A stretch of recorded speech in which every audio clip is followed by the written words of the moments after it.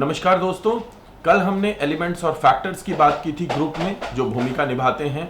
हमने बात की थी उन 4 एलिमेंट्स की और उसके बाद हमने फिर टाइप्स ऑफ ग्रुप की बात की थी। आज हम अपने इस सेशन में बात करने वाले हैं मुख्य रूप से उन कॉन्सेप्ट्स की जो ग्रुप के द्वारा या ग्रुप में लागू होते हैं। इनसे डायरेक्ट क्वेश्चन पूछे जाते हैं। This important session you should not miss, और कहीं पे भी ऐसा नहीं होना चाहिए कि कहीं पे कोताही की जाए, तो बहुत ध्यान से करना है। कहीं पे भी कंफ्यूजन रहे तो कमेंट्स दे करके उसको क्लियर करेंगे। तो सबसे पहले हम बात कर रहे हैं ताजफेल की, जिन्होंने कि मिनिमल ग्रुप पैराडाइम की बात की थी। मिनिमल ग्रुप पैराडाइम क्या होता है? तो ताजफेल ने अपने कलीग्स के साथ मिल करके और ये देखा कि वो इंटरेस्टेड थे ये जानने में कि एक पर्टिकुलर ग्रुप दूसरे ग्रुप के प्रति कैसे बिहेव करता है। इसका मतलब क्या है? इसका मतलब ये है कि ग्रुप का क्या रोल होता है किसी व्यक्ति के थॉट प्रोसेस को बनाने में। तो उन्होंने क्या किया, एक बड़ा ही कॉमन सा एक विषय लिया कि भाई किन लोगों को किस प्रकार की पेंटिंग पसंद है, इसके आधार पे उनका इंटरेस्ट किस प्रकार की पेंटिंग में है। उन्होंने 2 ग्रुप बांट दिए। अब वो जो 2 ग्रुप थे, उन 2 ग्रुप्स को फिर एक कार्य असाइन किया गया, और जब वो कार्य असाइन किया गया तो उन्होंने किसका फेवर किया? उन्होंने उसका फेवर किया जो उनके ग्रुप का बंदा था, जबकि दोनों के बीच में रिलेशनशिप या कोहेजन बहुत कम था। ये जो कोहेसिवनेस थी ये कम थी। ग्रुप नॉर्म बहुत बेसिक से थे और ग्रुप का एक दूसरे के प्रति इंटरपर्सनल इंटरेक्शन भी बहुत कम था, पर फिर भी उस पर्टिकुलर ग्रुप के लोगों ने अपने ग्रुप के लोगों को फायदा पहुंचाया। और इसी से कहीं ना कहीं इन ग्रुप और आउट ग्रुप, हमने लास्ट सेशन में बात की थी, इन ग्रुप और आउट ग्रुप 2 प्रकार के वो होते हैं। तो फॉर एग्जांपल इस ग्रुप के एक व्यक्ति के लिए ये हो गया इन ग्रुप, और दूसरे ग्रुप के लिए ये हो गया आउट ग्रुप। तो ये जो इन ग्रुप और आउट ग्रुप का जो बिहेवियर है, इस पे बात हो रही थी, इसलिए उन्होंने इंटर ग्रुप बिहेवियर को स्टडी किया था। तो अगर ये क्वेश्चन आता है कि द मिनिमल ग्रुप पैराडाइम में हेनरी ताजफेल ने क्या स्टडी किया है, तो इंटर ग्रुप बिहेवियर को स्टडी किया है। क्या ये स्टडी किया है? इंटर ग्रुप बिहेवियर को स्टडी किया है। हेनरी ताजफेल जो कि सोशल आइडेंटिटी थ्योरी दी थी उन्होंने, तो इसको हम बाद में पढ़ेंगे और बहुत एक्सप्लेन्ड वे में पढ़ेंगे। यहां ग्रुप में मिनिमल ग्रुप पैराडाइम को आप याद रखेंगे। आगे बढ़ते हैं और देखते हैं, क्योंकि इसी से बनता है इन ग्रुप और आउट ग्रुप बायस। बाद में इस पे स्टडी हुई और इन ग्रुप आउट ग्रुप बायस का कॉन्सेप्ट दिया गया। बायस यानी झुकाव। बायस यानी झुकाव। बेसिकली हमारा किसी के प्रति झुकाव हो जाता है, बायस हो जाता है, पक्षपात हो जाता है। तो जब individual in one group thinks there member have more positive qualities and fewer negative qualities, means इस ग्रुप के लोग ये मानते हैं कि इस ग्रुप के लोगों में पॉजिटिव क्वालिटीज ज्यादा हैं और नेगेटिव क्वालिटीज कम हैं, तो यहां पे वो पॉजिटिव क्वालिटी नहीं देखते दूसरे ग्रुप में। तो ये जो बंदा है ये अपने ग्रुप में ज्यादा पॉजिटिव क्वालिटीज देख रहा है और कम नेगेटिव क्वालिटीज देख रहा है, जबकि दूसरे ग्रुप में वो ज्यादा पॉजिटिव क्वालिटीज नहीं देख पाता, जबकि दोनों ग्रुप के लोगों में शायद क्वालिटीज एक सी है। इसे कहते हैं इन ग्रुप आउट ग्रुप बायस। तो इन ग्रुप आउट ग्रुप बायस क्या हुआ कि एक क्रिकेट टीम है जो कि इंडिया की है, एक क्रिकेट टीम है पाकिस्तान की है, और दोनों मैच खेल रही हैं। इसी दौरान 2 वर्ग बैठे हुए हैं, एक पाकिस्तान की क्रिकेट टीम को सपोर्ट कर रहा है, दूसरा इंडिया की क्रिकेट टीम को सपोर्ट कर रहा है। तो ये जो सपोर्ट करने वाले ग्रुप हैं, they are not playing, they are divided in a group. अब उस ग्रुप में पसंद ये किसको कर रहे हैं? क्रिकेट को, और क्रिकेट के आधार पे इनकी ग्रुपिंग हो रखी है। लेकिन जब बात आई और किसी दूसरे विषय पर चर्चा चलने लगी मैच के बीच में ही, जब मैच वो देख रहे थे उसी दौरान, तो जो एक ग्रुप था जो इंडिया को सपोर्ट कर रहा था, उसके लोग एक दूसरे को नहीं जानते थे, क्योंकि ग्रुप तो अभी बना है क्रिकेट देखते हुए। तो ऐसी स्थिति में भी उन्होंने किसको सपोर्ट किया? अपनी ग्रुप वालों को सपोर्ट किया कि ये ठीक बात कर रहा है। तो ये क्या है, ये इन ग्रुप बायस है, ये इन ग्रुप बायस है। जहां इन ग्रुप बायस होगा वहां आउट ग्रुप बायस भी होगा ही। जबकि ऐसा हो सकता है कि दोनों ग्रुप क्वालिटीज के आधार पे सेम हो, सिमिलर हो, राइट। फिर भी उन्हें वो कमी दूसरों में नजर आने लगती है, अपने अंदर कमी कम नजर आती है, अपने लोगों में कमी कम नजर आती है, क्योंकि उन्हें पता है कि मैं इस ग्रुप का हिस्सा हूं, तो वो उस ग्रुप के लोगों को सपोर्ट करने लगते हैं। So that is in group and out group bias. इसको आप दूसरे तरीके से भी देख सकते हैं, अगर आप पॉलिटिकल पार्टीज के रूप में देखें जहां पे ग्रुप काम करते हैं। इसके अलावा आप स्कूल में देख सकते हैं, जब आप एक ग्रुप बनाते हैं और वहां पे क्या होता है कि दो ग्रुप हैं जो जिन्हें डिबेट करना है, उसमें 6th 7th 8th 9th 10th सभी क्लासेस के बच्चे हैं दोनों ग्रुप में, और एक ग्रुप के लोग अपने ग्रुप के लोगों को फेवर करने लगते हैं उन चीजों में भी जिन चीजों में वो कंपीट नहीं कर रहे, और वो पॉजिटिवनेस अपने ग्रुप में देखते हैं, नेगेटिवनेस कम देखते हैं अपने ग्रुप में। इसके बाद आते हैं social exchange theory. One of the very important theory is social exchange theory, सामाजिक आदान प्रदान सिद्धांत। तो social exchange theory suggest that human interact in ways maximize reward and minimize cost. यानी सिंपल है, कम खर्च ज्यादा बेनिफिट। इसका मतलब क्या हुआ, इसका मतलब क्या हुआ? इकोनॉमिक्स का एक प्रिंसिपल है कि आप जितना खर्च करोगे आपको उतना ही मिलेगा। इस प्रिंसिपल को, ये बेसिकली एक फिलॉसफी है, ये फिलॉसफी है that no pain no gain. जितना पेन लोगे उतना गेन होगा, जितना समय दोगे उतना बेहतर आउटकम आएगा, जितना हार्डवर्क करोगे उतना मिलेगा। यही थियरी सोसाइटी में भी लागू होती है। ये बेसिकली एक बेसिक एजम्पशन है। तो ये किस तरीके से लागू होती है कि लोग जो है वो काम जब करते हैं, इंटरैक्शन करते हैं, एक दूसरे से मिलते हैं, ग्रुप बनाते हैं, ऑर्गेनाइज्ड रूप में कोई काम करते हैं, तो उनके पास बेसिक जो आइडियोलॉजी होती है उनकी, वो क्या होती है कि हमें फायदा ज्यादा हो और नुकसान कम हो, राइट। अब इस नुकसान को स्टडी नहीं करती सोशल थियरी। ध्यान रखना, आप गलती क्या करते हैं, मैक्सिमाइज गेन और मिनिमाइज लॉस, आप ये लिखते हैं, इसलिए वो भी ऑप्शन होता है, वहां पे वो नहीं मारना है। यहां पे बात किस चीज की है, बात की है खर्च और फायदा। इसका मतलब ये है कम खर्च में मैं ज्यादा सामान खरीद सकूं। इकोनॉमिक्स का प्रिंसिपल है बार्गेनिंग प्रिंसिपल। तो सोशल एक्सचेंज को आप बार्गेनिंग प्रिंसिपल के रूप में समझ सकते हैं। Maximize profit and minimize cost, इसको हमेशा ध्यान रखिए। अब ये कैसे काम करता है, आपको अगर मैं इसका एक एग्जांपल दूं तो आप इसको समझ सकते हैं कि आप स्कूल में जा रहे हैं, वहां पे आप एक टीचर हैं, आप कोशिश करते हैं कि आप कम लोगों से इंटरेक्ट करके भी एक बेहतर ग्रुप क्रिएट कर लें। आप एक कंसाइज वे में अपना रोल निभाएं, लेकिन अपने प्रॉफिट को मैक्सिमाइज कर लें। ये सोशल एक्सचेंज होता है।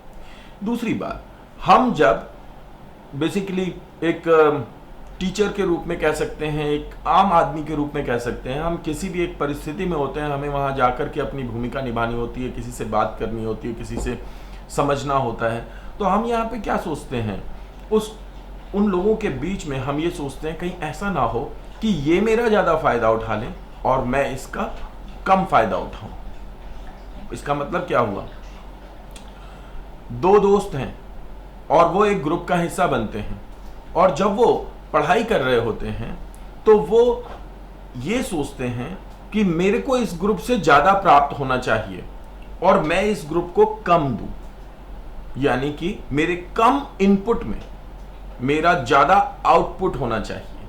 तो इसको दो रूपों में इसके आउटकम को निकाला जाता है, एक minimizing output maximizing input, minimizing input maximizing output. दूसरे तरीके से ऑप्शन लिखा हुआ होगा minimizing costs and maximizing rewards. इन दोनों को याद कर लीजिएगा, यहां पे कंफ्यूजन होता है स्टूडेंट्स को। तो ये पूरा एक सिद्धांत है जिसको आप यहां पे देख सकते हैं। इसे हम गेन और लॉस थियरी के लिए एक बेस मान सकते हैं। सोशल एक्सचेंज थियरी आई, सोशल एक्सचेंज थियरी में जो मिनिमाइज कॉस्ट और मैक्सिमाइज रिवॉर्ड की बात की गई, उसी के आधार पर बाद में I gain and loss theory. तो अभी जो मैंने पिछला आपको एग्जांपल बताया, उसमें अगर आप गेन और लॉस को मारेंगे तो वो गेन लॉस थियरी है, जो कि सोशल एक्सचेंज थियरी से डिफरेंट है। अब गेन लॉस थियरी क्या कहती है? People act in order to obtain gain and avoid loss. समझ में आई बात? हम जनरली जब कॉस्ट और रिवॉर्ड की बात करते हैं तो हमारे दिमाग में गेन और लॉस बनता है, इसलिए हम कंफ्यूजन में गलत आंसर मारते हैं। यहां पे गेन लॉस थियरी बिल्कुल डिफरेंट है। गेन लॉस थियरी कहती है कि हम मैक्सिमाइज करना चाहते हैं अपना गेन और मिनिमाइज करना चाहते हैं अपना लॉस। तो ऑब्टेन गेन और अवॉइड लॉस, इसी को देखने का एक डिफरेंट पर्सपेक्टिव है। लेकिन सोशल एक्सचेंज थियरी में कॉस्ट और रिवॉर्ड की बात हो रही है, गेन लॉस थियरी में गेन और लॉस की बात हो रही है। People feel most favourably towards the situation that start out negative but and positively. Amazing fact. कई बार क्या होता है कि एक पर्टिकुलर सिचुएशन है, आप उसमें गए, आपको बड़ा बेनिफिट हुआ, आप अपने बेनिफिट से बड़े खुश हैं। कारण क्योंकि आपको लग रहा है कि यार मेरे को तो बहुत सारे बेनिफिट्स हो रहे हैं इस सिचुएशन में। एक दूसरी सिचुएशन रखते हैं जिसमें आप गए, पहले आपको लॉस हुआ और बाद में आपको बेनिफिट हुआ। दोनों सिचुएशन में से ज्यादा प्रभाव किसका होगा? पूरी दुनिया में आप अगर स्टडी करेंगे तो चाहे वो फुटबॉल टीम हो, चाहे वो क्रिकेट टीम हो, उसमें ज्यादा जो सपोर्ट मिलेगी वो उन टीम्स की मिलेगी जिनके यहां पे विन और लॉस दोनों ही है। ऑस्ट्रेलियन टीम की सपोर्ट कम मिलेगी उनकी कंट्री में भी। लोग देखने जाएंगे क्योंकि वो दूसरे देशों से कंपीट कर रहे हैं, लेकिन जो एक फैन फॉलोइंग है, जो हमारे यहां पे सचिन तेंदुलकर के लिए है या हमारे यहां पे विराट कोहली के लिए है, वो आपको वहां देखने के लिए नहीं मिलेगी। क्यों नहीं मिलेगी? क्योंकि वो एक स्ट्रीक में विनिंग की उन्होंने लगातार उस दौरान, जब उनकी टीम की फैन फॉलोइंग बनी, तो वो नंबर टॉप पे रहे। यानी कि हमेशा अगर फेवरेबल कंडीशन होगी, हमेशा अगर आपको पॉजिटिव सिचुएशंस मिलेंगी, तो भी इतना फायदा नहीं होता, इतना अच्छा नहीं लगता, इतना गेन महसूस नहीं होता आपको, इतना पॉजिटिव आप फील नहीं करते जितना आप तब करते हैं जब पहले नेगेटिव सिचुएशन हो और उससे आप एक पॉजिटिव सिचुएशन की तरफ जाएं। That is gain and loss theory, कि लोग लॉस कम चाहते हैं, गेन ज्यादा चाहते हैं, लेकिन उन्हें गेन महसूस कब होता है? देखिए, सारे फील तो सारा बिलीव का है ना, कि आप बिलीव करते हैं या नहीं करते, क्योंकि यहां पे तराजू तो लगा नहीं हुआ सोसाइटी में। तो ये तो आपके फील करने की, आपके बिलीव की बात है कि आपको क्या लगता है कि आपको गेन है या आपको लॉस है। तो लोगों को ये गेन तब ज्यादा महसूस होता है जब पहले लॉस हो चुका हो। That is the theory, right? So that is the theory. तो आप याद रखेंगे यहां पे सोशल एक्सचेंज थियरी और गेन एंड लॉस थियरी। आगे बढ़ते हैं और देखते हैं इक्विटी थियरी। सबसे पहले हमने बात की दो ग्रुप, उनके बीच में मिनिमल लेवल क्या है, फिर हमने बात की सोशल एक्सचेंज, फिर हमने बात की गेन लॉस, अब बात कर रहे हैं समानता की। तो एक इस तरीके से अगर आप याद करेंगे तो शायद ज्यादा बेटर होगा। Equity theory is the idea that people feel most comfortable in the situation in which, कैसी सिचुएशन में लोगों को अच्छा लगता है जहां पर तीन फैक्टर्स हैं इक्विटी के। याद रखेंगे आप, कितने फैक्टर्स हैं? तीन फैक्टर्स हैं, और तीनों को आपको याद रखना है। पहला, रिवॉर्ड एंड पनिशमेंट और इक्वल फिटिंग और हाईली लॉजिकल। रिवॉर्ड और पनिशमेंट इक्वल फिट होने चाहिए। इक्वल फिट का मतलब क्या होता है कि लॉजिकल होने चाहिए। जब मैंने गलती की तो मुझे पनिशमेंट मिले, और जब मैंने गलती नहीं की, जब मैंने कुछ अच्छा कार्य किया तो मुझे उसके लिए रिवॉर्ड मिले। यानी दोनों के पीछे लॉजिक है। कभी कभी लॉजिक नहीं भी होता। तो इक्विटी थियरी कहती है इक्विटी यानी समता। मैंने जितना बेहतर किया, तो ये समता का सिद्धांत है, याद रखेंगे आप। और समता का सिद्धांत क्या कहता है कि लोग कंफर्टेबल तब होते हैं जब उन्हें उनके कृत्य के आधार पे मापा जाए, उनके करनी के आधार पे मापा जाए। अगर वो कुछ अच्छा कर रहे हैं तो उन्हें रिवॉर्ड मिले, कुछ बुरा कर रहे हैं तो उन्हें पनिशमेंट मिले। जितना बुरा कर रहे हैं उतना पनिशमेंट मिले, जितना अच्छा कर रहे हैं उतना पनिशमेंट मिले। रीइंफोर्समेंट थियरी पढ़ी है आपने? बिल्कुल वही है, राइट। अब ये जो रिवॉर्ड और पनिशमेंट है, इक्वल फिटिंग की अगर हम बात करें तो स्कूल में कुछ ऐसे टीचर्स होते हैं जो बहुत पनिश करते हैं स्टूडेंट को, पर फिर भी स्टूडेंट्स उनको पसंद करते हैं। क्यों? शायद वो इक्विटी का ध्यान रखते हैं कि भाई इसने जितनी बड़ी गलती की है उसको उतना बड़ा पनिशमेंट दिया, और अगर किसी ने थोड़ा भी अच्छा काम किया है तो उसे अप्रिशिएट किया, ज्यादा किया है तो ज्यादा अप्रिशिएट किया। तो लॉजिक है। जबकि दूसरे कुछ टीचर ऐसे होते हैं जो पनिशमेंट नहीं देते, अप्रिशिएशन करते हैं, लेकिन फिर भी बच्चे उनको ज्यादा पसंद नहीं करते। क्यों? क्योंकि वहां पे बच्चों को यह लगता है कि यहां इक्विटी नहीं है, यह बंदा इलॉजिकल है, क्योंकि किसी ने गलती की फिर भी ये उनसे पनिश नहीं कर रहा है। तो ये जो पनिशमेंट और रिवॉर्ड का जो सिद्धांत है वो इक्विटी में लागू होता है। ऐसे जो स्टूडेंट्स होते हैं या ऐसे जो बच्चे होते हैं जो कि ये मैनेज कर पाते हैं कि ये गलत है, ये सही है, वो अपने जीवन में हमेशा ही इक्विटी थियरी में विश्वास रखते हैं। और इनके डेवलपमेंट में जो सबसे मुश्किल समय होता है वो किशोरावस्था होती है, जब इनके अंदर रैशनलाइजेशन आने लगता है और ये अपने पेरेंट्स से, अपने नेबरहुड से डायरेक्ट क्वेश्चन पूछने लगते हैं। Do you think it is logical? जब आप करते हो तब तो कोई प्रॉब्लम नहीं है। तो मैं एक वो कार्टून सा देख रहा था यूट्यूब पे, तो बड़ा बढ़िया एग्जाम्पल था। तो वो जो एक पिता का जो कैरेक्टर बनाया हुआ है उस एनिमेशन में, उसने कहा कि भाई अभी किताबें उपलब्ध नहीं है लॉकडाउन में, तो इंटरनेट से पढ़ लो। तो उसने कहा अच्छा जी, जब हम इंटरनेट से गेम खेलते हैं तब तो कहते हो कि आंखें खराब हो जाएंगी, और अब जब हम कह रहे हैं कि जब पढ़ने की बात है तो कह रहे हो इंटरनेट से खेल लो, ये हिपोक्रेसी है। तो आप समझ करके देखो, हिपोक्रेसी, ये हिपोक्रेसी का जो डिबेट है ये इक्विटी के बिल्कुल अगेंस्ट होता है। तो जहां पे भी लॉजिक नहीं होगा वो हिपोक्रेसी और बायसनेस, पार्शियलिटी की तरफ जाएगा। तो पहला फैक्टर है रिवॉर्ड एंड पनिशमेंट दोनों ही लॉजिकल होने चाहिए। दूसरा, लोग बेहतर, कंफर्टेबल तब महसूस करते हैं जब over benefited people tend to feel guilty. यानी उन्हें बेनिफिट होना चाहिए लेकिन ओवर बेनिफिट नहीं होना चाहिए। इसका अर्थ क्या है? आपने देखा होगा परिवार के अंदर मम्मी और पापा का कोई ना कोई फेवरेट होता ही है बच्चा। ये थियरी कहती है कि उस बच्चे को अंदर से गिल्ट लगता है। जहां लड़के और लड़की होते हैं उस लड़के के अंदर गिल्ट होता है, अगर वो देख सकता है तो। सोशल थियरी कहती है कि हाँ होता ही है। एक और दूसरे तरीके से देख लेते हैं। एक स्कूल में एक बच्चा है, वो सबकी आंखों का तारा है टीचर्स की। तो जब उसे वो बेनिफिट होता है और वो दूसरे बच्चों के साथ होता है या वो अकेलेपन में होता है तो वो गिल्टी महसूस करता है कि मैं किसी के हिस्से की उपलब्धि को धारण कर रहा हूं। ये थियरी ये कहती है कि लोग तब ज्यादा अच्छा महसूस करते हैं जब उन्हें उनके कार्य के बराबर वेतन मिले।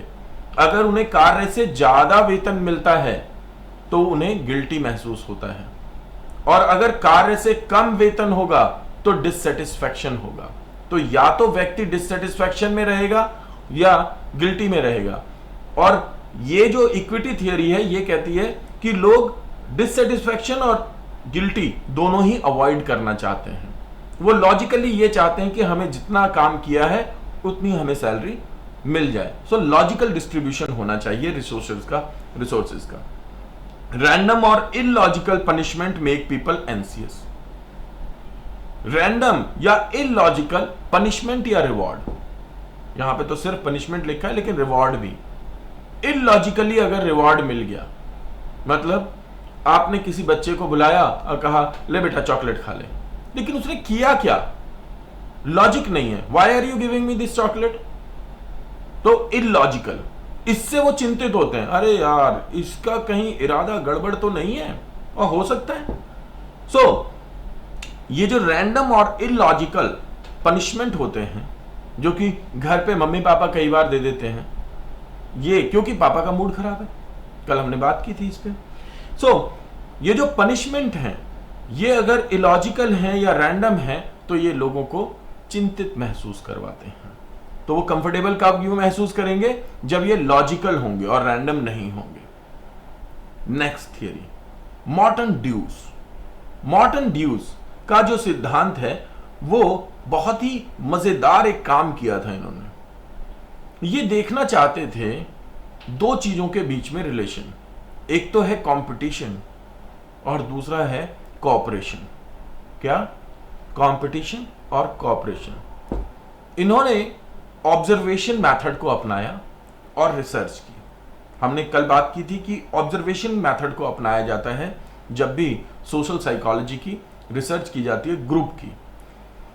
तो मुख्य रूप से जो मेथड अपनाया जाता है वो ऑब्जर्वेशन है। इन्होंने ऑब्जर्वेशन मेथड को अपनाया दो जगह पे, एक तो प्रिजनर्स डायलेमा और दूसरा trucking company game. Morton Deutsch का दुनिया भर में काम है तो वो सोशल साइकोलॉजिस्ट, पर उन्हें सबसे ज्यादा इस्तेमाल किया गया इकोनॉमिक फंडों को सॉल्व करने में, आर्थिक समस्याओं का हल और निराकरण करने में इनका सबसे ज्यादा इस्तेमाल किया गया।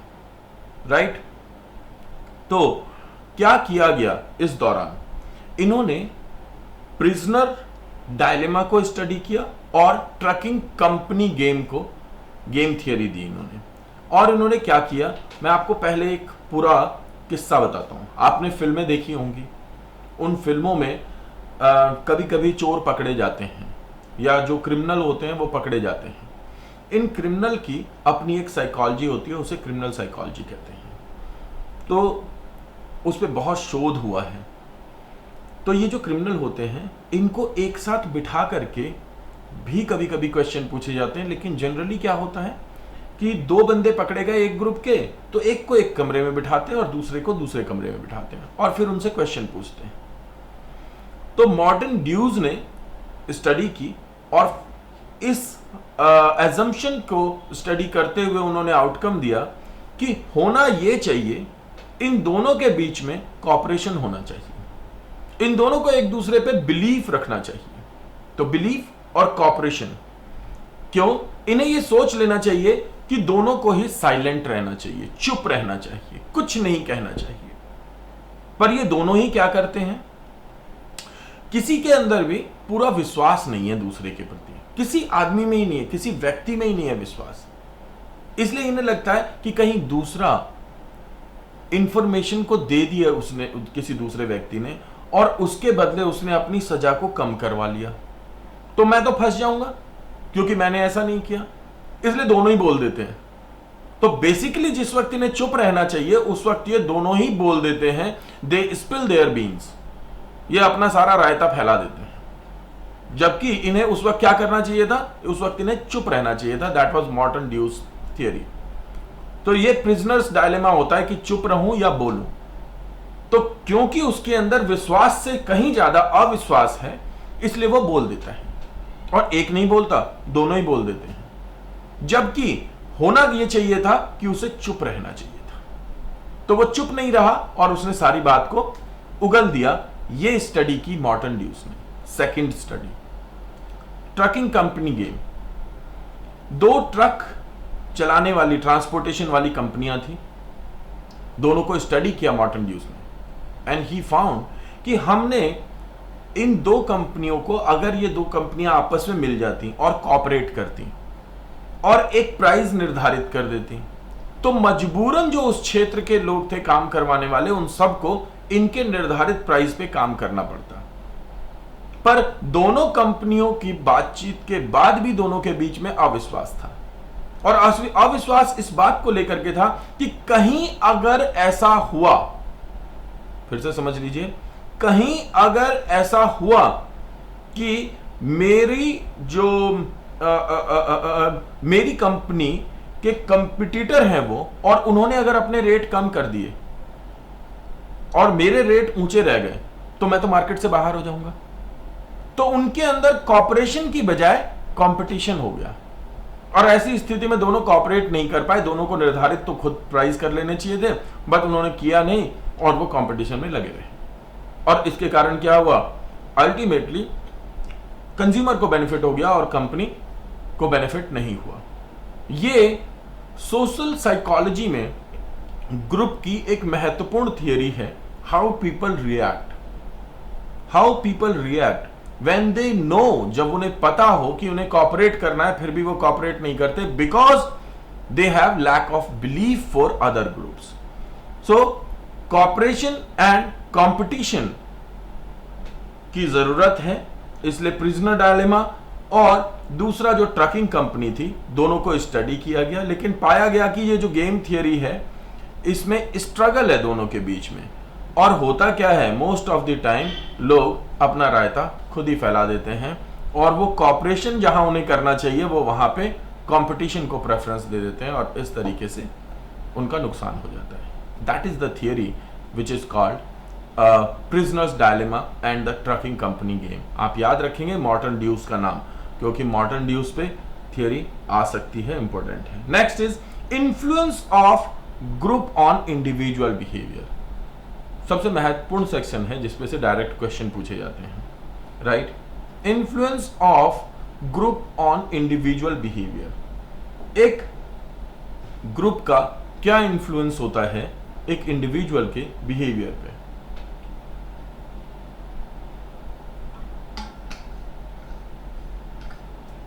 साधारण रूप से आप जानते हैं कि इंडिविजुअल्स ही मिलकर के एक ग्रुप का निर्माण करते हैं, पर फिर भी जो ग्रुप है वो एक इंडिविजुअल को किसी न किसी रूप में प्रभावित करता रहता है। ये रूप कौन से हो सकते हैं, जैसे एक N individual performing an activity alone in the presence of others. एक इंडिविजुअल है, वो बहुत सारे दूसरे लोगों के बीच में अकेला किसी कार्य को कर रहा है, इस जगह पे सोशल फैसिलिटेशन लागू होगा। ये सोच लीजिए, एक लाइन में आपको एक क्वेश्चन बता दिया मैंने। वैसे आप अपने लेसन के लास्ट में कमेंट कर सकते हैं, मुझे बता सकते हैं कि कौन ऐसा व्यक्ति है जिसने कि सोशल फैसिलिटेशन दिया था। खैर यहाँ नहीं बता पाएंगे, I am really sorry. So social facilitation का थॉट किसने दिया था, मैंने पढ़ाया हुआ है, आपको अभी पता होना चाहिए। अगर आपको नहीं पता है, इट मीन्स आपने वो वीडियो ठीक तरीके से नहीं देखी है, काम ठीक तरीके से नहीं किया है, राइट। तो फ्लॉयड ऑलपोर्ट का नाम पता होना चाहिए आपको। An individual performing an activity along with the others as part of larger group, that is social loafing. अब सोशल लॉफिंग क्या होता है, जब इंडिविजुअल परफॉर्म कर रहा है एक एक्टिविटी को अलोंग विद द अदर्स, दूसरों के साथ, as part of the larger group, बड़े ग्रुप के हिस्से के रूप में, लाइक टग ऑफ वॉर, रस्सा कसी। Next is group polarization refers to the tendency for a group to make decision that more extreme than the initial inclination of its members. मजेदार है। अब हम इनको एक एक करके स्टडी करते हैं ताकि हम इस बात को ठीक तरीके से समझ पाए। सबसे पहले हम बात करते हैं सोशल फैसिलिटेशन की। सोशल फैसिलिटेशन में 3 काम हमें करने हैं। कितने लोगों पढ़ने हैं हमें? 3। एक तो आप फ्लॉयड को पढ़ेंगे, फ्लॉयड ऑलपोर्ट को, दूसरा आप ट्रिपलेट को पढ़ेंगे, और तीसरा आप ज़ेज़ोंग को पढ़ेंगे, ठीक है। और यही 3 आपको याद रखने हैं। तो सोशल फैसिलिटेशन पे फर्स्ट थियरी थी फ्लॉयड की। फ्लॉयड ऑलपोर्ट, जो कि 1924 में इन्होंने थियरी दी थी, coined the term social facilitation. हालांकि इसी पे काम किया गया था 1897-98 में ट्रिपलेट द्वारा, अभी आएंगे उस पे, लेकिन उसने टर्म नहीं दिया था social facilitation. Social facilitation term दी है ऑलपोर्ट ने। Allport conducted study in which the participant sat either alone, या तो अकेले बैठा दिया गया या फिर दूसरे पार्टिसिपेंट के साथ, did a variety of task such as word association task या multiplication assessment task. Question direct पूछा जाता है कि किसने अपने कार्य में मल्टीप्लिकेशन असेसमेंट किया था और वर्ड एसोसिएशन टास्क किसने किया था। वर्ड एसोसिएशन बहुत फेमस है फ्लॉयड ऑलपोर्ट का, तो आप याद रखेंगे इस अगर इस तरीके के प्रश्न आते हैं तो उनके लिए तैयार रहें। यहाँ पे कई प्रश्न बन गए, जैसे कब काम किया था 1924 में। फ्लॉयड ऑलपोर्ट ने सोशल फैसिलिटेशन टर्म दी थी। तो सोशल फैसिलिटेशन टर्म किसने दी थी? फ्लॉयड ऑलपोर्ट ने दी थी। ऑलपोर्ट ने इस काम को करने के लिए कौन से टूल्स का इस्तेमाल किया? वर्ड एसोसिएशन टेस्ट और मल्टीप्लिकेशन असेसमेंट की बात की थी। He found that people perform better when in a group sitting than when alone for the majority of tasks. ज्यादातर कामों में फ्लॉयड ऑलपोर्ट ने पाया कि लोग जब ग्रुप के साथ होते हैं तो ज्यादा काम कर पाते हैं अकेले के मुकाबले में। However, at this time, लेकिन ध्यान रखिएगा, गॉर्डन ऑलपोर्ट भी पढ़ना है आपको, लेकिन यहां पे हम बात कर रहे हैं फ्लॉयड ऑलपोर्ट की। तो Floyd Allport at this time social facilitation simply meant, उन्होंने केवल इसको पॉजिटिव पॉइंट ऑफ व्यू में देखा था। तो social facilitation simply meant an increase in response merely from the sight और sound of other making the same movement. तो अगर हम केवल देख सकते हैं या सुन सकते हैं कि कोई और भी उस काम को कर रहा है, तो उसी से भी प्रभाव पड़ जाता है। यानी कि इन्होंने क्या देखा? इन्होंने पॉजिटिव इंपैक्ट देखा था। तो अभी तक यानी कि फ्लॉयड ऑलपोर्ट के लिए सोशल फैसिलिटेशन एक पॉजिटिव एक्टिविटी थी, जिससे कि कार्य करने वाले लोगों की आउटपुट में वृद्धि होती है। आप इस तरीके से याद रख सकते हैं। तो इन्होंने क्या यूज किया था?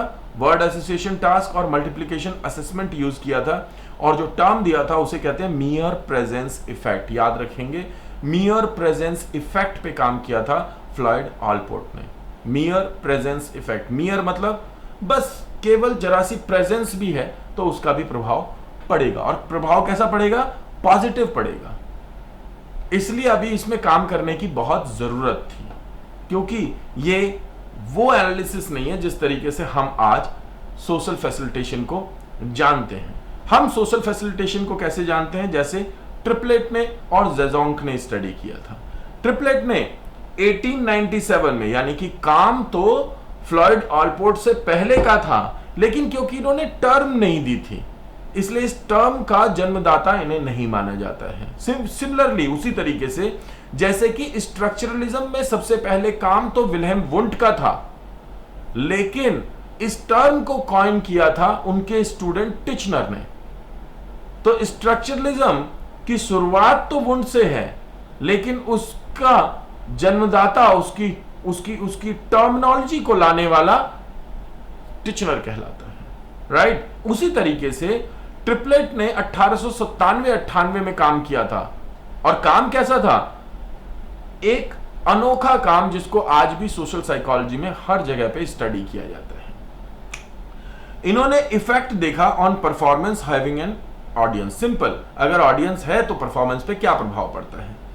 ट्रिपलेट का जो एक्सपेरिमेंट था उसका एक बड़ा सिंपल सा डिजाइन था। सिंपल डिजाइन क्या था? अभी आपको डिजाइन दिखाऊंगा।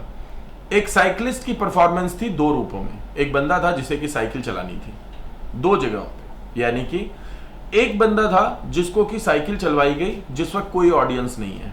दूसरा था जब साइकिल चला रहा है तो दोनों तरफ लोग खड़े हुए हैं और वो उसको देख रहे हैं, उसको चीयर कर रहे हैं। और देखा गया कि जब ऑडियंस में होगा कोई व्यक्ति तब क्या प्रभाव पड़ेगा, और जब ऑडियंस में नहीं होगा तब क्या प्रभाव पड़ेगा साइकिलिस्ट पर। तो ये साइकिलिस्ट एक्सपेरिमेंट था जिसमें उन्होंने एक कंपटीशन मशीन भी दी। What is competition machine? भाई दो जगह हैं, जगह एक है जहां पहुंचना है, ए और बी से कोई व्यक्ति वहां पे रेस कर रहा है। तो यहां पे अगर ऑडियंस है और यहां पे ऑडियंस नहीं है, तो इन दैट केस जहां ऑडियंस नहीं है वहां के व्यक्ति का परफॉर्मेंस लो था, और जहां ऑडियंस है वहां के व्यक्ति का परफॉर्मेंस हाई था। यह ट्रिपलेट का काम था। सो ट्रिपलेट ने एक साइकिलिस्ट को दौड़ा दिया और कहा कि भाई जाओ पता करो अब कि क्या सीन है। तो यहां पे दो चीजें निकल के आती हैं, एक तो कॉम्पिटिटिव इंस्टिंक्ट होते हैं, और दूसरा people's performance is influenced by the presence of others. लोगों की जो परफॉर्मेंस है वो दूसरों की प्रेजेंस से बेहतर होती है। तो जो काम फ्लॉयड ऑलपोर्ट ने किया वो काम उनसे पहले ही हो चुका था, लेकिन वो टर्म नहीं दी गई थी। फ्लॉयड ऑलपोर्ट जाने जाते हैं उस टर्म के लिए। तो ये दो नाम याद रहेंगे सोशल फैसिलिटेशन पे। उसके बाद इतने सारे काम हुए हैं, इतने सारे काम हुए हैं जिनकी कोई गिनती नहीं है। लेकिन अब आते हैं हम नेक्स्ट पे, थर्ड। हम इस सेक्शन में केवल 3 ही काम देखेंगे। तीनों ने नए नए काम किए, इसलिए उनको देख रहे हैं। और रॉबर्ट ज़ेज़ोंग, मैंने आपको इसीलिए ग्रुप पढ़ने के लिए कहा था, ताकि आप थोड़ा पढ़ते तो बढ़िया रहता। आपने अगर पढ़ा होगा तो डेफिनेटली आपको समझ में आ रहा होगा कि what we are talking about. Social facilitation. Robert Zajonc found that presence of other help in easy task but hinder complex task. एक लाइन में याद रखिएगा आप, अगर आप आसान कार्य कर रहे हैं तो जो लोगों की मौजूदगी है वो उसको बेहतर कर देती है। लेकिन अगर आप मुश्किल जटिल कार्य कर रहे हैं, कॉम्प्लेक्स यानी जटिल कार्य कर रहे हैं, तो लोगों की मौजूदगी उसमें एक बाधा उत्पन्न करती है। आपने कभी देखा है कि कोई साइंटिस्ट अपने साइंटिफिक ब्रेन को प्रूव करने की कोशिश कर रहा हो लोगों के सामने? कोई क्रिएटिव आर्टिस्ट वो अपने मास्टरपीस को बना रहा हो लोगों के सामने? क्या सिस्टीन चैपल को जब बनाया गया था तो वहां पे लोगों की मौजूदगी में माइकल एंजेलो ने काम किया था? नहीं, नहीं। क्यों? ऑडियंस कॉम्प्लेक्स वर्क को, जहां कॉम्प्लेक्सिटी होती है, जटिलता होती है, वहां उसको बाधा उत्पन्न करती है। जहां सिंपल टास्क होते हैं, जैसा करवाया गया है वैसा ही हो, वहां पे आसान होते हैं। इसको आप कहीं पर भी देख सकते हैं, राइट? तो जब सामान्य रूप से एक ऑडियंस एक पर्टिकुलर चीज को अप्रिशिएट कर रही हो तब तक तो ठीक है, लेकिन एक मुश्किल चीज को परफॉर्म करते समय ऑडियंस का होना कहीं ना कहीं व्यक्ति के अंदर एक हेजिटेशन, एंसियसनेस यानी कि चिंता को विकसित कर देता है। That's what Robert Zajonc mean. क्योंकि रॉबर्ट ज़ेज़ोंग का मुख्य रूप से काम इमोशंस, अफेक्शन, बिलीफ पे था। तो इन्होंने, रॉबर्ट बॉल्सलो ज़ेज़ोंग ने सोशल फैसिलिटेशन के लिए कहा कि social facilitation is the tendency for presence of others to either enhance or hinder performance. अब तक किसकी बात हो रही थी? एनहांस की बात हो रही थी, बढ़ाने की बात हो रही थी। अब किसकी बात हो रही है? कि वो बाधा भी उत्पन्न कर सकती है। तो ये एडिशन था किसका? ज़ेज़ोंग का। अगर क्वेश्चन पूछा जाए कि सोशल फैसिलिटेशन को एक बाधा और एक एनहांसमेंट दोनों के रूप में किसने देखा, तो ज़ेज़ोंग ने देखा, राइट? चलिए आगे बढ़ते हैं। Next is social laughing. जैसे हमने बात की कि ग्रुप कैसे इन्फ्लुएंस करता है इंडिविजुअल को, इंडिविजुअल कैसे इन्फ्लुएंस कर सकता है ग्रुप को, ये भी है। तो ये इन्फ्लुएंसिंग फैक्टर्स में an individual performing an activity along with the others as part of larger group. एक लार्जर ग्रुप, एक बड़े ग्रुप में लॉफ से लॉफिंग बना है। एक बड़े ग्रुप में एक व्यक्ति काम कर रहा है दूसरे लोगों के साथ में, क्या फर्क पड़ेगा उस पर? क्या फर्क पड़ेगा? देखें तो बहुत सारी वेरिएशंस हो सकती हैं, लेकिन सामान्य रूप से क्या होता है? सामान्य रूप से क्या होता है? आप अगर अकेले कर रहे हो तो रिस्पॉन्सिबिलिटी आपकी है, इसलिए आपका कमिटमेंट ज़्यादा होता है। अगर आप ग्रुप में कर रहे हो तो आपका कमिटमेंट कम हो जाता है। साधारण रूप से तो यही देखा जाता है। तो social loafing is the tendency to work less hard. Less hard मतलब कम दिल लगा करके in group as a result of diffusion of responsibility. क्या हुआ? रिस्पॉन्सिबिलिटी डिफ्यूज हो गई, बट गई, इसलिए वहां पे उसने कम मन लगा के काम किया। It is guarded against when each individual is closely monitor. It is guarded against when each individual is closely monitored. यानी कि अगर हर एक इंडिविजुअल को क्लोजली मॉनिटर किया जाए तब उस ग्रुप का प्रभाव, लॉफिंग इफेक्ट नहीं पड़ता है। इसका मतलब क्या है? अगर एक ग्रुप के रूप में देखा जाए हर किसी को, तो वहां पे रिस्पॉन्सिबिलिटी डिफ्यूज होती है, इसलिए आपकी परफॉर्मेंस गिरती है। सिंपल वे में यही है इसका। तो social loafing is a reduction in individual effort when working on a collective task. जब आप कलेक्टिव टास्क कर रहे हो, सामूहिक रूप से कार्य कर रहे हैं, तो रिडक्शन हो जाता है आपके एफर्ट में, आपकी कोशिशों में। One in which outputs are pooled, जब यह देखा जाता है कि क्रेडिट जो मिल रहा है, जो काम पूरा हो रहा है, वो तो एक ग्रुप के रूप में हो रहा है, तो जो इंडिविजुअल उसके अंदर अपनी भूमिका निभाते हैं वो कम हो जाती है। लेकिन कब?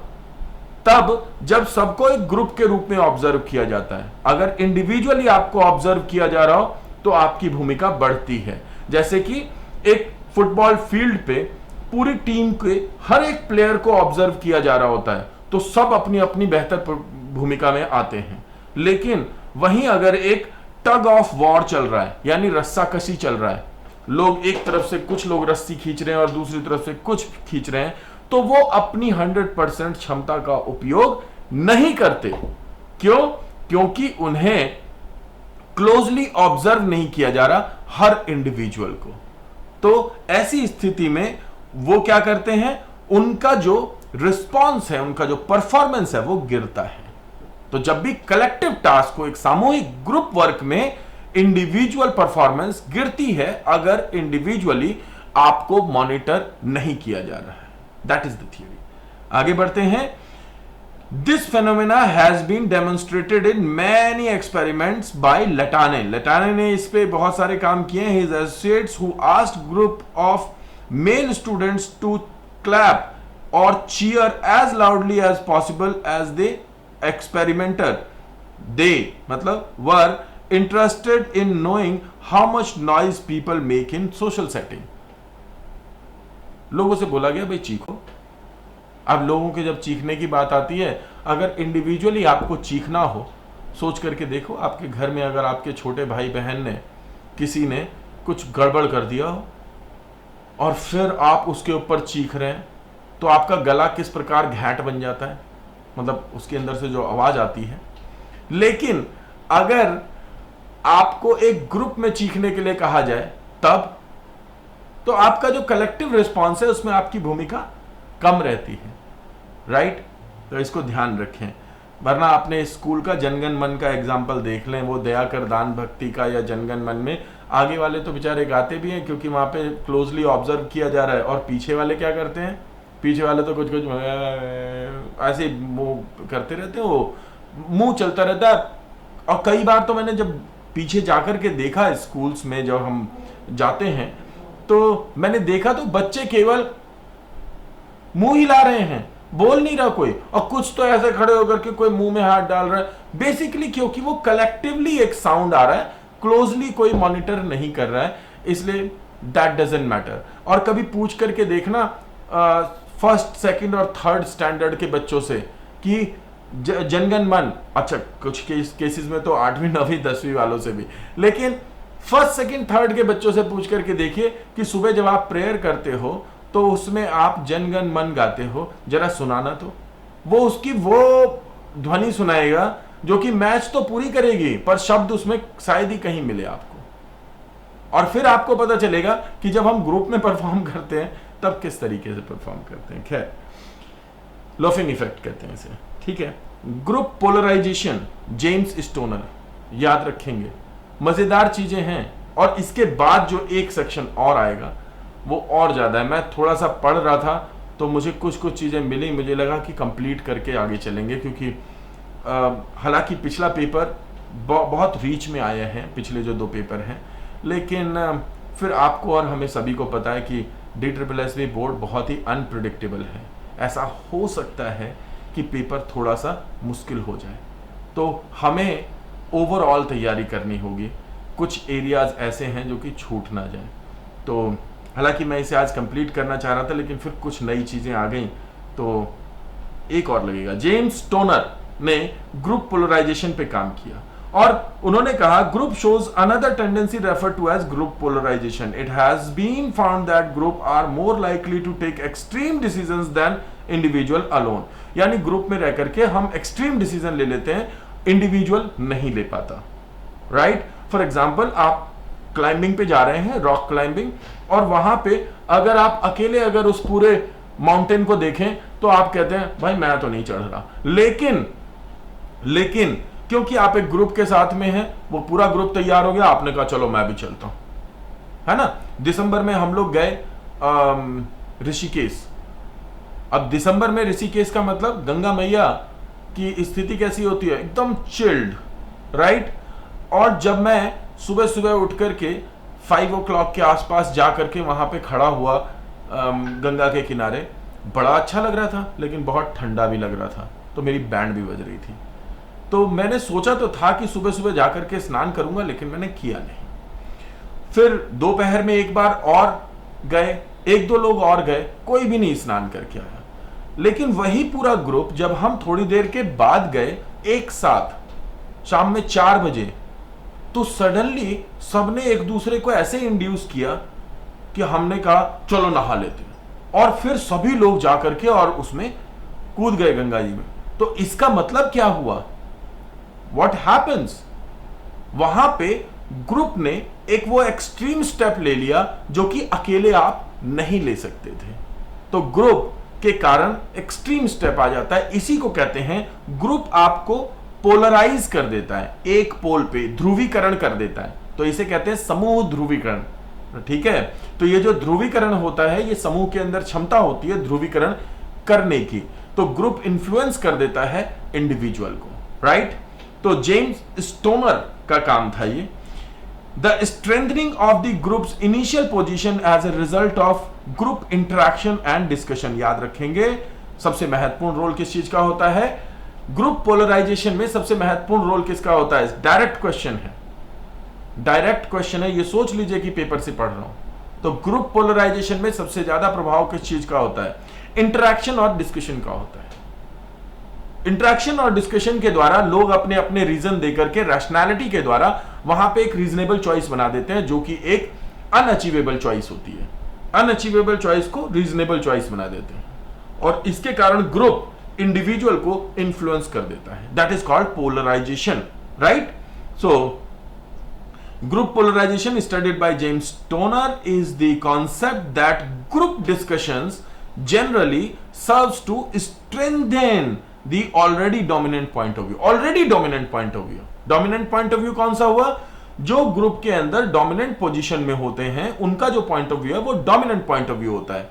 तो ग्रुप डिस्कशन और इंटरेक्शन क्यों होते हैं, उस डोमिनेंट पॉइंट ऑफ व्यू को पास करने के लिए होते हैं। That is Stoner, right.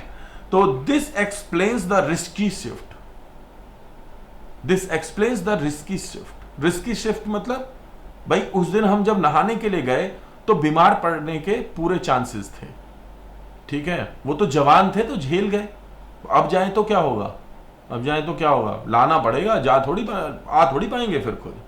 तो रिस्की शिफ्ट है। हम लोग ट्रैकिंग के लिए गए नीलकंठ, बारिश हो रही थी, पर पूरे ग्रुप ने 120 स्टूडेंट्स थे, क्या डिसाइड किया, नहीं हम चलेंगे। रिस्की शिफ्ट था, क्यों, क्योंकि बारिश में इतने सारे लोगों का ऊपर चढ़ना और बहुत सारे कच्चे रास्ते, एक का अगर पांव फिसल गया तो 10, 12, 15 लेकर के जाएगा। But we did, why, because group में जो डोमिनेंट सेक्शन था वो मजे करने के लिए गया था। उन्होंने कहा अगर एडवेंचर नहीं होगा तो मजा कैसे आएगा, जबकि हम एडवेंचर पे नहीं थे, हम एक्सप्लोरेशन पे थे, और फिर भी चल दिए सबने, सभी 120 स्टूडेंट। और आज जब हम बैठ के सोचते हैं तो वो हमारे जीवन का सबसे खराब डिसीजन था, क्योंकि अगले 5 घंटे तक बारिश हुई, और कैसी मूसलाधार, कई बार लोग फिसले, लेकिन कोई आहत नहीं हुआ। पर वो रिस्की शिफ्ट था, रिस्क है उसके अंदर, वो रिस्क नहीं लेना चाहिए, राइट। तो ग्रुप में एक्सप्लॉइटेड व्यू चलता है। Why group will take greater risk than individual, group greater risk लेता है इंडिविजुअल के मुकाबले में। That is the group polarization. Group polarize कर देता है इंडिविजुअल्स को, तो जो इंडिविजुअल्स नहीं भी करना चाहते वो भी ग्रुप उनसे करवा देता है। इसी को ग्रुप पोलराइजेशन यानी समूह ध्रुवीकरण कहते हैं। याद रखना होगा आपको, इसके लिए 2 चीजें काम होती हैं, एक डिस्कशन और दूसरा इंटरेक्शन। इन दोनों का बहुत महत्वपूर्ण रोल है। आई होप दैट आपको ये बात समझ में आ रही होगी। आज का लास्ट सेक्शन है कंफर्मिटी। इसे चालू करवा करके छोड़ दे रहा हूं ताकि आप कंफर्मिटी, कंप्लायंस, इनको ओपिनियन और बिलीफ इन्हें पढ़ लें थोड़ा सा। तो क्योंकि कल बहुत कुछ मजेदार से फाइनल इफेक्ट, बायस और इन सब का जो ग्रुप है वो कंप्लीट हो जाएगा। तो आई वॉज थिंकिंग अबाउट कि शायद हम ज़्यादा डीप जा रहे हैं, बट देन आई थॉट कि पहले हमने सोशल साइकोलॉजी किया और अब ग्रुप कर रहे हैं, तो इन दोनों को करते हुए हमें लग रहा है कि 12 सेशन टोटल लगेंगे। 12 सेशन में अगर 2 टॉपिक हो जाते हैं, इतने बड़े बड़े टॉपिक, तो फिर कोई ज़्यादा प्रॉब्लम है नहीं। We will be able to do that in time, right. एक बात तो ये, दूसरी बात ये कि कुछ लोगों ने, हाँ मैं ये करना चाह रहा था, कुछ लोगों ने ये क्वेश्चन उठाया है कि आप लोग ऐप पर उसका स्क्रीनशॉट नहीं ले पाते या फिर उसको शेयर नहीं कर पाते, वो क्या कहते हैं, उसको रिकॉर्ड नहीं कर पाते। तो यहाँ पे देखिए ऑप्शन होता है, आपको ऑप्शन दिया गया है पूरे 1 महीने तक अवेल रखने का इस सेशन को। तो आप उसे मल्टीपल टाइम्स में देख सकते हैं। ये आपको मैनेज करना है कि आप उसे कैसे स्टोर करना चाहते हैं, right. So this PPT is to teach you, is to share with you, but not share in the form of pictures, not share in the form of video. Why? Because once this is, ये बहुत मेहनत से बनाया गया है, और कोई भी ऐसा मटेरियल जो आपसे शेयर हो जाता है, वो जितना ज़्यादा शेयर होगा उतना ज़्यादा कॉमन हो जाएगा, फिर उससे पेपर में चीज़ें नहीं पूछी जाएंगी। मेरा मानना है कि चीज़ें उतनी शेयर होनी चाहिए जितनी उनकी वैल्यू बनी रहे। जिस चीज़ को बहुत ज़्यादा शेयर कर दिया जाता है फिर उसकी वैल्यू ख़त्म हो जाती है। So I am sharing this video, 1 महीने तक आप देख सकते हैं, कितनी भी बार देखिए, वो कोई आपके ऊपर प्रॉब्लम नहीं है। दूसरी बात ये कि कुछ लोग कह रहे थे कि YouTube वाला जो सेक्शन है उसको अवेल करते तो बेटर होता, बट प्रॉब्लम ये है, वैसे मैं बता दूं आपको, YouTube पे जब ये वीडियो चलती है तो 3 GB डेटा लेती है, और जब यही अगर ऐप पे चलती है तो 300 MB लेती है। थर्ड थिंग, आपके पास इसे मल्टीपल टाइम्स में अगर देखने का ऑप्शन है तो आपके लिए क्या है, मेरे हिसाब से आपको पेपर पेन लेकर के अपने नोट्स बना लेने चाहिए। आप पॉज कर सकते हैं, आप रन कर सकते हैं, आप तेज भगा सकते हैं, इतने ऑप्शंस आपको दिए गए हैं। सो इन्हें यूटिलाइज कीजिए। ये इंस्टीट्यूशनल और ऐप पॉलिसी है कि इसमें आप ना तो स्क्रीनशॉट ले सकते हैं और ना ही इसकी स्क्रीन रिकॉर्डिंग कर सकते हैं। तो इन दोनों चीज़ों को ब्लॉक रखा गया है। इसमें मैं आपकी कोई हेल्प नहीं कर पाऊंगा। मैं सिर्फ ये आपकी हेल्प कर पाऊंगा कि ये जो वीडियोस हैं ये आपको, अगर आपने 10 अगस्त से लेकर के बैच को ज्वाइन किया है तो फर्स्ट मंथ के लिए आपने ज्वाइन किया है 1 महीने के लिए, तो उस 1 महीने में फर्स्ट मंथ वाली आपके पास में वीडियो सारी अवेलेबल रहेंगी। What I can do, I can exceed it by 5-6 days, ठीक है, ताकि जो लास्ट वाली जो वीडियोस हैं वो कुछ ज्यादा समय के लिए, यानी कि लास्ट वाली वीडियोस थोड़े ज्यादा समय के लिए आपके लिए अवेल रहे, राइट। तो that I can do, but I can not do this कि आपके लिए आप इस पे स्क्रीनशॉट लें, ठीक है। तो मैंने देखा है लोग जो स्क्रीनशॉट ले पाते हैं जिस मटेरियल का, मेरा ही मटेरियल है, और वो दुनिया जहान में घूम रहा है, और सभी लोगों का, और मटेरियल इतने कॉमन हो गए अब उन्होंने उसे पढ़ना ही छोड़ दिया है लोगों ने। तो हम जिस चीज़ का स्क्रीनशॉट लेते हैं वो फ़ोन में ही दफन हो जाती है। इसे मैं आपको किसी ना किसी फॉर्मेट में सेव और शेयर करूंगा, ठीक है, बट शांति रखिए। अभी फिलहाल के लिए आप नोट्स बनाइए, कैसे मैं शेयर करूंगा और किस मॉडल में शेयर करूंगा, I will tell you, right. So फिलहाल के लिए आपको इसे पढ़ना पड़ेगा, रेगुलर देखना पड़ेगा, अपनी पेन और कॉपी पे लिखना पड़ेगा, क्योंकि हमें रिजल्ट निकालना है, right. We are here to get the result. आप यहां पे इजी नहीं, इजी मेथड के लिए नहीं है, यहाँ पे आप इफेक्टिव मेथड के लिए हैं, आपको अच्छा लगता हो या ना लगता हो, बट यही तरीका है। So you will have to follow this. अगर आपको पता है कि जो काम किया जा रहा है उसको करने में टाइम लगता है, आप भी थोड़ा अपनी तरफ से टाइम लगाइए। चलिए रिपीट करके देख लीजिए। और किसी का कोई इशू हो तो वो शेयर कर सकते हैं। कुछ एक दिन में, मतलब मुझे लग रहा है कि थोड़ा टाइम लगेगा, 1-2 दिन का। मैं थोड़ा व्यस्त चल रहा हूँ, मतलब व्यस्त तो नहीं कहेंगे, बट काम थोड़े से हैं जिन पे कि और भी कार्य करने होते हैं। तो काफ़ी सारे नाम हैं और काफ़ी सारे नंबर हैं, सबको सेव करना पड़ता है ग्रुप बनाने के लिए। तो मैं विद इन अ डे और 2 आप लोगों का एक ग्रुप बना दूंगा जिसपे कि आप फिर कम्युनिकेट कर पाएंगे ईजिली व्हाट्सएप ग्रुप पे।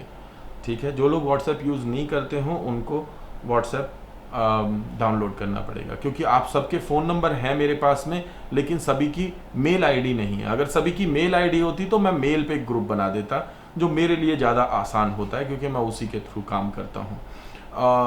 पर अब ये मेरे लिए मजबूरी है कि मुझे ये यहाँ पे क्रिएट करना पड़ेगा। मेल पे बनाना एक क्लिक की बात होती है, फ़ोन नंबर के थ्रू व्हाट्सएप पे तो सारे नंबर एक एक करके सेव करने पड़ेंगे, उसमें टाइम लगेगा। 1-2 दिन रुकिए, आपका ग्रुप बन जाएगा, फिर आप कम्युनिकेट कर पाएंगे। तो फाइनल स्लाइड देखते हैं कंफॉर्मिटी पे। कंफॉर्मिटी में हम देख रहे हैं ओपिनियन की बात। तो conformity is going along with the real and perceived group pressure. 2 प्रकार का प्रेशर हो सकता है, एक वो जो प्रेशर है, दूसरा वो जो आप महसूस करते हैं कि प्रेशर है। मींस एक तो कभी कभी ग्रुप का प्रेशर होता है आपके ऊपर, जैसे आप किसी ऑफिस की बात करें तो मैनेजर का प्रेशर है, राइट। कभी कभी वो प्रेशर होता नहीं है लेकिन आप प्रेशर ले लेते हैं, परसीव्ड प्रेशर कहते हैं। तो ये होता है, तो आपकी कंफॉर्मिटी होती है, आप कॉन्फॉर्म कर जाते हैं किसी के साथ में। People may go along publicly but not privately. Conformity and compliance. तो ऐसा हो सकता है कि जब सबके सामने हो तब तो आप उसके फेवर में हो जाएं, लेकिन जब आप अकेले में हो तो कंप्लायंस में हो, आप उसको एक्सेप्ट ना करें। और change action and belief to conform या एक्सेप्टेंस। तो बेसिकली कॉन्फॉर्मिटी का जो ऑप्शन है वो ओपिनियन पे, हम यहाँ पे ओपिनियन की बात कर रहे हैं, और भी दूसरी चीजें हैं उनकी भी बात करेंगे। एंड इंडिविजुअल, क्योंकि बिलीफ भी आएगा कंफॉर्मिटी में, ओपिनियन भी आता है, बिलीफ भी आता है, बायसेस भी आते हैं और इफेक्ट भी आते हैं, उन सब की बात करेंगे। An individual who speaks out against the majority is a dissenter. अब एक ग्रुप के अंदर एक व्यक्ति है जो मेजॉरिटी की धारणा है उसके खिलाफ बोलता है, तो उसे कहते हैं डिसेंटर, यानी ग्रुप के विरुद्ध बोलने वाला। और an individual is most likely to conform. लेकिन एक इंडिविजुअल डिसेंटर ना बन के कंफर्म करने वाला बनेगा कब? कुछ इश्यूज हैं तब जब there is a majority opinion. Majority यानी ज्यादातर लोग इसको यस कह रहे हैं, यूनानिमस पोजीशन, सभी लोग जब मेजॉरिटी कह रही है तब मानना पड़ेगा हर किसी को, जब सभी लोग कह रहे हैं तब भी मानना पड़ेगा उसको। Higher status, majority has higher status, और the individual is concern with her own status, his या हर ओन स्टेटस। तो बेसिकली जब तो आप सेल्फ सेंटर्ड हो जाएं और मेजॉरिटी ग्रुप के बारे में पूरे सोचें, तो ऐसी स्थिति में उसे मानना ही पड़ेगा। Situation is in public. कई बार ऐसा होता है कि सिचुएशन पब्लिक में है, अब आप पब्लिक में विरोध कर ही नहीं सकते, यू कैन नॉट बी ए डिसेंटर, क्योंकि आपकी इमेज खराब हो जाएगी। तो आपने देखा होगा पॉलिटिकल पार्टी लीडर्स क्या करते हैं, पब्लिक में कुछ बोलते हैं, पीछे से कुछ और चल रहा होता है। क्यों? क्योंकि वो पब्लिक में डिसेंटर नहीं बनना चाहते, राइट। तो the individual was not previously committed to another position. अब यहां पे कमिटमेंट टू अनदर पोजिशन, अब वो जो पोजीशन है वो नई पोजीशन है और पुरानी वाली जो पोजीशन थी वो अब नहीं है पोजीशन। ऐसी स्थिति में वो ऐसा हो सकता है कि कंफर्म कर जाए। Next is the individual has low self esteem. अगर इंडिविजुअल की लो सेल्फ स्टीम है तब भी ऐसा हो सकता है कि कंफर्मिटी। और मेजर ऑफ अथॉरिटेरियनिज्म, तो individual scores high on measure of authoritarianism. इन सारी चीज़ों पे आप ध्यान रखेंगे। अथॉरिटेरियनिज्म मतलब क्या होता है? अधिनायकवादिता, एकत्ववादी, निरंकुशतावादी। तो जब ऐसी सिचुएशन होती है तो आपके लिए मजबूरी होती है, क्योंकि फिर तो ताकत के सामने आपको झुकना ही पड़ेगा। So that is conformity. हम इसी सेम सेक्शन से कल चालू करेंगे, इसको पढ़ लीजिएगा। This is one of the section जिस पे 2 क्वेश्चन आते हैं कन्फॉर्मिटी पे। तो कल हम इस सेक्शन से चालू करेंगे और इसे फाइनल तक लेकर के जाएंगे। Thank you so much.